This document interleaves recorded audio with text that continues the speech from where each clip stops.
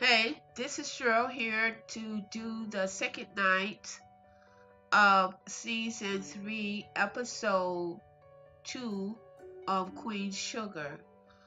Um, this particular episode, and the title of the episode is If Their Journal, Sojourn Here. It's an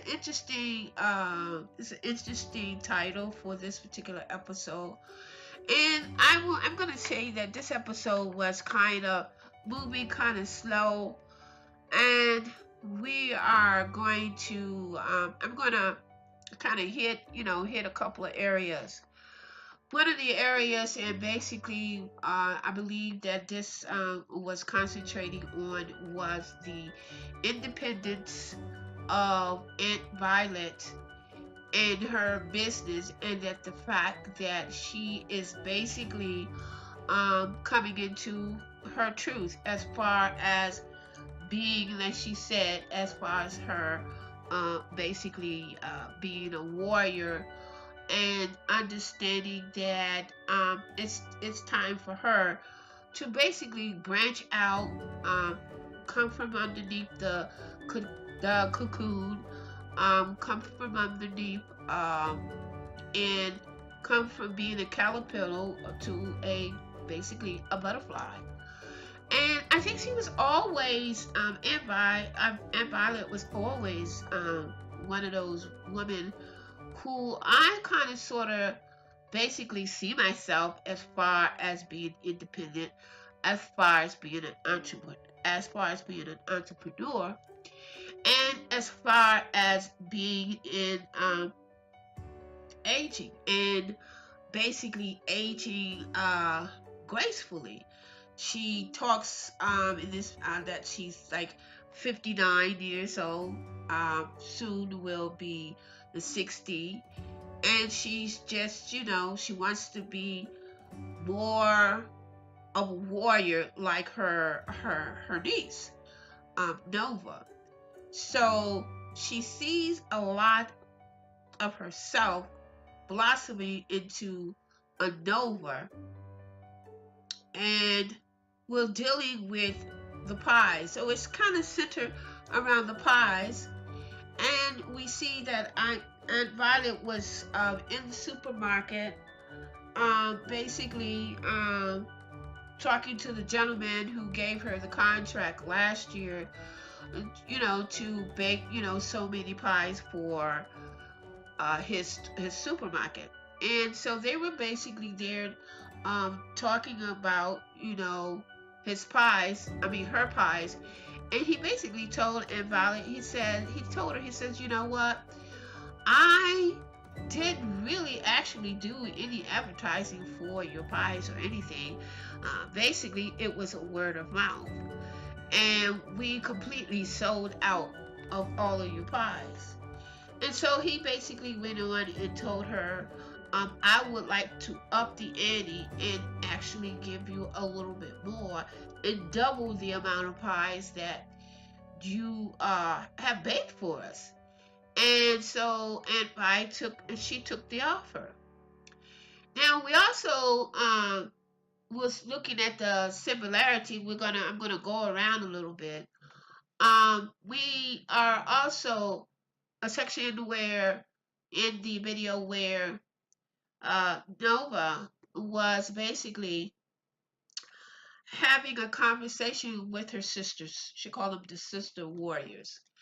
And whenever Nova has something that's really, I'm going to say that's really, she needs like a second opinion, she goes to her sister warriors.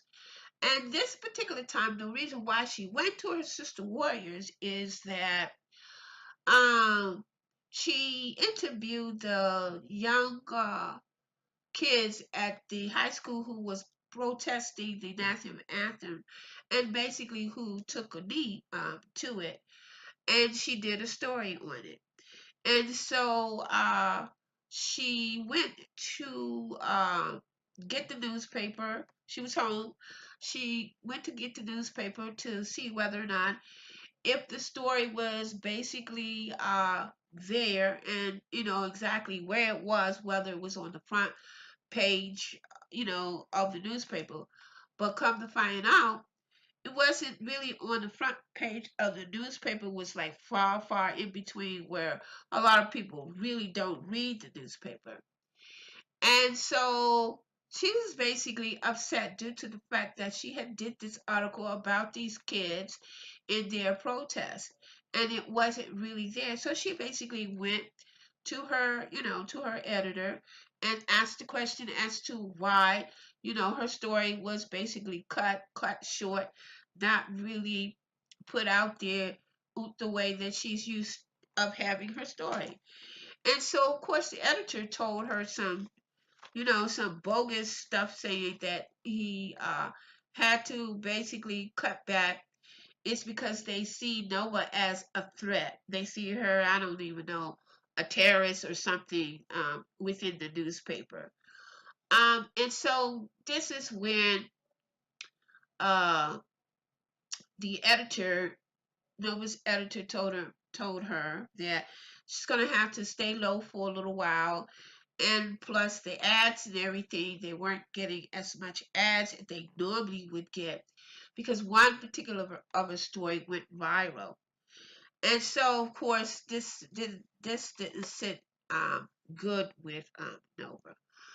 And so we go on and we go on into the other part of town. We see that Charlie and Ralph Angel, and we see Remy.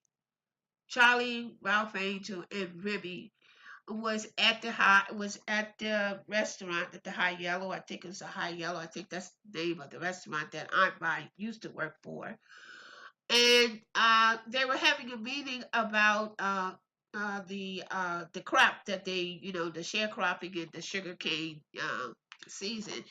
And somehow I'm assuming that um, last episode, I mean in season two, a lot of the black farmers had basically jumped ship and they were leaving. Well, this time around, it seems like they basically came back, but Charlie was basically telling them that they did pretty good. It was kind of scary, to start out, and she glad that they changed their mind and decided that they're going to grind their sugar with sugar with the mill. And this is where Remy, you know what? Remy is Remy is really, really, really not really having it with um Charlie. And so Remy basically did his, you know how he goes about, and when he really want to tell Charlie how he feels about it, he goes about it around the farm, around the Robin Hood farm. And so Remy tells Charlie, so this is how you um, get the farmers to grind with you, and they don't even know what the heck is going on. And so Charlie basically dug into him as she normally does and said, and told him that it's better to stand up for what is right instead of kind of sort of sitting on the sideline. And I said, "Oh, see where I like put a pin in him, stuck him for a minute." And so after she told Remy exactly how she felt about him, said not really standing out, not really having a backbone. And so Remy left out the store and looked at her, and she just basically paid him no mind, and she went on about his business. Went on about his business. So in the meantime, we go back on to the other part of town, and we see that Davis and Micah is basically talking to his father and telling Davis, Micah's telling Davis that he basically want to go to public school and that he wanted his dad to kind of like help him out to basically try to convince Charlie, his mother, that it would be very good if they let if they basically let him go to public school. And so, of course, Davis was telling Michael, I don't think your mother is really going to go for this. But, let's see what we can do. Let's see if we can persuade her to see, if she's going to let you go.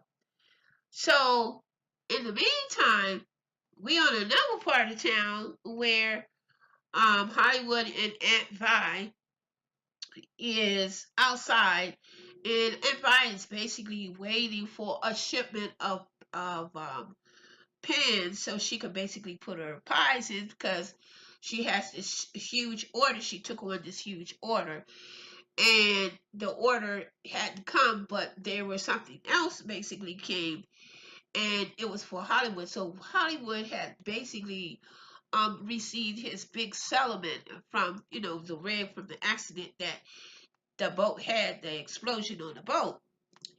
And so he opens up the envelope and he sees the check and everything, and he's all excited and everything, and he's showing the check to Aunt Vi, and Aunt Vi is like, she's not really paying any attention. She's all happy and everything, but she's really focused on, she's basically really focused on her business, on her pies. And so, of course, Hollywood is basically feeling some kind of ways because he excited and he basically wanna go to the bank, cash the bank, and he basically wanna go shopping and everything. And then Vi is like, okay, yeah, this is good and everything, but look, I got my own business. I'm an entrepreneur and I need to go ahead and take care of my business. You got yours. I need to take care of my business. And so Hollywood wanted to, go shopping, but everybody said, look, if you just kind of sort of wait and we will celebrate, but we will celebrate, like the right kind of way. We'll do it on a sexual level and everything. And so she was able to, get Hollywood to agree with it. So on the other side of town, we see that Charlie. I'm like, Charlie's looking really good. I mean, because Charlie's a beautiful woman anyway, and she's up there walking to have dinner with Jacob. And I said, yo, what's going on? Ryder, don't do what I think you're about to do. And so we see Charlie, she's looking good, and Jacob is on a boat. And Charlie says, I thought we were getting ready to go to dinner. And so Jacob said, "Yeah, we are. We're gonna do dinner." But he went on to explain how he got the boat and where the boat came from, and his father gave him the boat, and his father fell in love with his mother on the boat, and one thing led to another. And so Jacob went on and talked to Charlie about Sam Landry, who is really the owner of Charlie's uh, sugarcane farm, Charlie's sugarcane business. And so Jacob went on and told, spilled some information to Charlie, being that the fact that, told Charlie that you were very, very successful in getting Sam to basically give you 1% of our business. And Charlie went on and said, well, that 1% is basically going towards the farmers where they are basically, being a little bit more secure with us by us. I guess they profit off of this particular crop, the farming, the sugar caning. And so Jacob went on and told Charlie that I basically liked the fact that you were able to get that 1%. And he asked her and said, well, let's toast to our business and let's toast to that 1%. And so Jacob, I don't know. There's something about Jacob. I haven't really put my fingers on it. I don't know what part of the family is he with. Is he with the Lanchers, or is he with the Boujons? I don't know, because it's kind of messy. And so we go on to the other part of town, and we see that we go into the other part of town, and we see that Hollywood and Ralph Angel and Blue have Hollywood is basically going on a shopping spree. He's inside of this store. Blue is inside of this store, and Blue is acting out again. And so Blue asks his child, Hollywood, could he, have, I guess, have some tennis shoes or something, because it looks like he had about 5 or 6 pairs of tennis shoes in his hand. And Ralph Angel was basically saying that, look, you need to put the tennis shoes back. He was trying to tell Hollywood, you don't need to, really get him anything. He's fine. And he tells Blue to basically put the tennis shoes back. And Blue outright just told him no. And I was like, ooh. And so that's when Ralph Angel and Blue was really getting ready to get into it about these daggone tennis shoes and everything. Now, before that, um, Ralph Angel and Blue basically got in it again. And Ralph Angel was at the house when they got into it the first time. And Ralph Angel told Blue, if you don't listen to what I'm telling you, I'm basically gonna give you a timeout. And Blue said, no, you're not. I'm gonna give you a timeout. I was like, oh hell, wait a minute, Blue. No, you're not. Oh, what's going on, Blue? You acting like you like the old folks say. I'm from the old school. You're smelling yourself. And it might be that you might need some fire underneath that little ass of yours. That's what it is. You need some fire under that little ass of yours. And so that was that accident, earlier. And so we're at the store, and they Blue and Hollywood, Blue and Ralph Angel was making such a stink over the tennis shoes that they were, Ralph Angel was getting ready to like snatch him up. And that's when the security guard, saw him and asked him, was there anything going on? And said something. And then that's when Hollywood kind of like stepped in. Hollywood gives me this back in the slavery kind of attitude when he's kind of dealing with, situations. He gives me that yes sir, bossa kind of feel, like I do everything you say, boss, and real good. But he was able to, diffuse the situation between Blue and Ralph Angel. In the meantime, we are looking at Micah.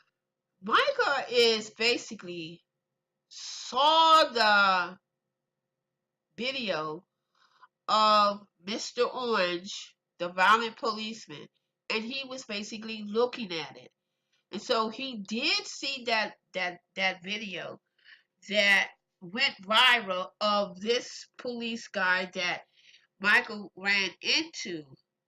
And Michael, you could see the look on his face. He was kind of sort of feeling some kind of way. And so he basically shut down his laptop.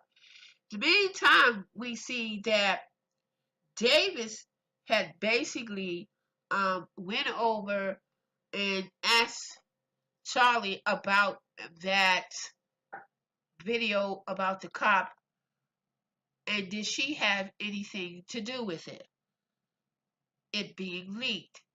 And at first I thought that she was going to kind of lie about it, but she didn't. She said she had something to do with it, and that she said told Davis, why should we, forgive and forget? She said that he, did, something to her son, and she wanted to seek revenge on him. And so Davis to me is a very level-headed person. He really loves his son. He really does very good as far as co-parenting. He's a very good co-parenting person. He's co-parenting, and both of them really are very good at co-parenting Micah. And so Davis had asked Charlie, said, had, were you thinking about yourself when you did that? And did you consider Micah in, the mix of all of this? And I don't think she does. She was really all about herself and the fact that this policeman harmed her son, and she wanted to do something about it. So she really, didn't have any. She didn't really say anything. And so we also dealing with the fact that Micah and Davis did come together and talk to Charlie about him going to a public school. And of course, Charlie was not having none of it. And she was like, "No, you're not going to no private school. I don't think so. You forget it. The question is out. I don't want you in a public school whatsoever." So Davis and Micah was basically trying to explain to Charlie that, you know, high price Ivy League colleges, you know, it's most of the best people are coming out of public schools. And and she still wasn't in agreements with it. And so we go on to back over to these pies. Now, Aunt Vi was having some problems with these pies, and the stove basically gave out, and so she needed to find a commercial place where she could basically, bake her pies.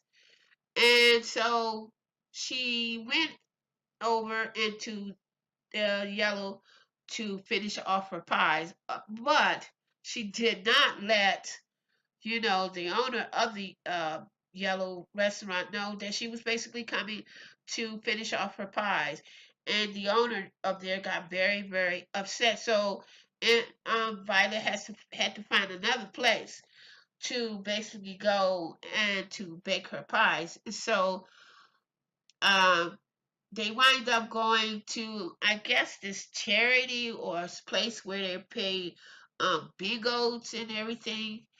And so the lady that was there wasn't really too kind towards Aunt Vi. But to make a long story short, Aunt Vi wanted to basically use her commercial stove to finish off her pies and everything. And she told, the lady of the bingo place that she would give her 10% of whatever they make. 10% is to me it's a little high. I would have said 5%. But anyway, the lady basically agreed with it. And so Aunt Vi basically had somewhere to basically bake her pies. But also Aunt Vi was doing pretty good because she has an assistant to basically help her with her business, so she's hiring. And so we go back over to another part of the town, and we find out that Ralph Angel's parole officer came to basically come to visit Ralph Angel, and he had some very good news. And that news was that he will be able to put in paperwork where Ralph Angel would basically be able to get paroled early. And he wanted to know if Ralph Angel wanted to be a part of that program. And he told Ralph Angel that he would basically be a perfect candidate. The one reason why is because he has his own business, And Ralph Angel is basically getting ready to hire, you know, people to help him work the farm. And so this guy is going to put in paperwork for Ralph Angel to get early parole. So I think that's going to be really, really good. That should be interesting. And then we have Ralph Angel and um, Charlie basically spending some, some quality time. We really haven't really seen Ralph Angel and Charlie really spending some quality time, like a one-on-one. And so they were, at this bar, enjoying themselves and everything. And Ralph Angel was basically talking to, his sister, having a really good conversation. And he was saying that he doesn't think whether or not if he's going to be able um, to to to to raise Blue. And Charlie was basically telling him, you're a great father, you're doing well, and you're gonna do fine. And so Apostle Angel went on and talked to her about um, you know, Jacob and the relationship that she's beginning to develop with Jacob. And so Ralph Angel was basically telling Charlie to be careful and to basically don't lose herself in it. Don't forget, what you're there for as far as the business is concerned. And so, and they toasted, what's going on now. Here's the kicker.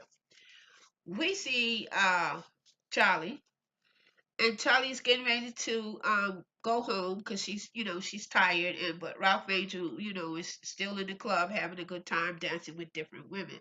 So Charlie is into her truck. I think it's a truck, and the truck wouldn't start up, so she was having some problem.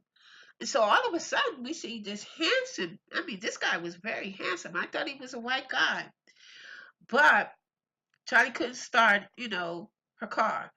And so the guy came back and told Charlie, said, I believe it might be your battery. And then Charlie says, huh? He says, I believe it might be your battery. And so he, went on and, assist Charlie in trying to, get the car started. Got the truck started and everything. And Charlie was like really looking at the guy, and Charlie was like, I think she was feeling him and he was feeling her, and he, told Charlie to, I'll see you later. And then she said, okay. And then he went back and asked Charlie, said, do you think I can basically give you my number? And so, Charlie said, sure, why not? Give me your number. And we find out that Cutie Pie's name is Roberto. And so Roberto is feeling Charlie, and Charlie is feeling Roberto. And so Roberto says, do you mind if I give you um, my number? And Charlie says, well, what if I take your number and I don't call you? And so Roberto tells Charlie, well, I guess it's not meant to be. And so we know what's going on with that. And so I think Charlie getting ready to get groove on with some hot, I don't know if he's Latino or Mexican or I don't know, but she's getting ready to, we're going to see. And so in the meantime, we're basically back at we're basically back at the supermarket. And we see the family and everybody's at the supermarket because FI has basically completed the project and all the pies are in the supermarket. And so FI bringing the family so they can see exactly where the pies are. And so we get to the place where the manager tells MP where these pies are supposed to were going to be at. And so we get there and we see that the pies is in a corner, stacked up on top of each other. And Envi is basically, having a really, really fit that these pies are not in the center when you go into a grocery store and when they display something and it's supposed to be the center of a sale, it wasn't there. And so everybody was basically, I won't say she was having a meltdown, but in a sense she was having a meltdown. And so she, started to move the pies. But before she started moving the pies, she asked the young guy, is the manager there? Because the pies are not supposed to be here, they're supposed to be there. And so the guy says, well, no, the manager's not there. And so everybody started moving the pies around. And so that's when everybody was going to was helping Empire with the pies and everything. And so Empire basically walked away, and it's because she was saying, um, you know, I'm like 59 years old, and I'm 59 years old, and it's my time. It's basically my time. And so when she was saying that this is basically my time, Nova was basically in the back, looking at her and hearing, and you could see how the cameras was, I'm gonna say, soft focus. Now, what in my film class, it's I forgot a close up, but yet what is it? Depth of field. You can see the depth of field as far as the angle of the camera. And when I was talking, saying that it's my time, it's my time, it is my time. These pies and my entrepreneurship and me taking wings, it's my time, it's my time. And so then that's when you see the depth of field, the softness of the lens, focusing on Nova. And Nova is like listening, right? And so we go in we see Nova is on her way to her editor. Because before that, she had called her editor and told her editor that she had two stories that she basically wanted to do, and that she would be in and to give him those ideas. So, but this time when Nova went in to talk to her editor was saying, "Well, we're going to do better with your story. We're going to make sure that you get what you want and everything." And Nova basically gave her resignation that she would no longer be working for the newspaper. And basically, with this, and it was like a parody between Nova and V. Aunt V was saying that it's my time as far as me doing the things that I really, really want.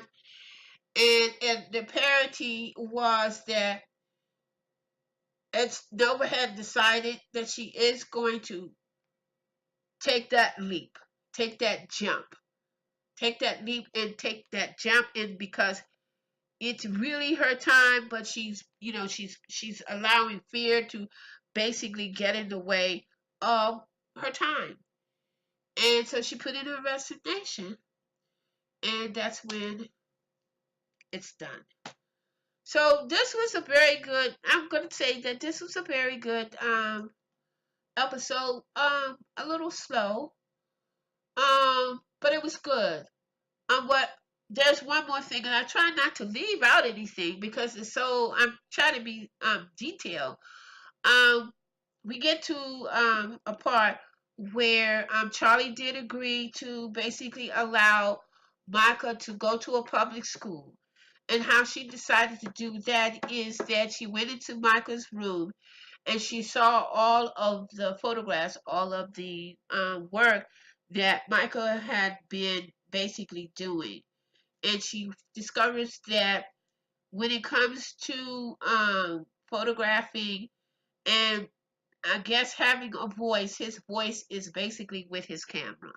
His voice is basically with his camera, and he feels that he can say a lot if he's in public school. So we're going to see. Like I said, this is all things Cheryl. This was a very good episode, very slow, but very good. And you guys know I like to be very detailed. If you checked into me last year, I'm very detailed. I try to be very detailed. But it was very good though. It was very good. I'm very interested in how this relationship with Roberto is going to turn out, because we know that Charlie is going to get herself some Roberto. And so I'm going to say until the next time, peace and love is for everyone. I'll see you next Wednesday, I believe June the 6th. Till the next time, peace.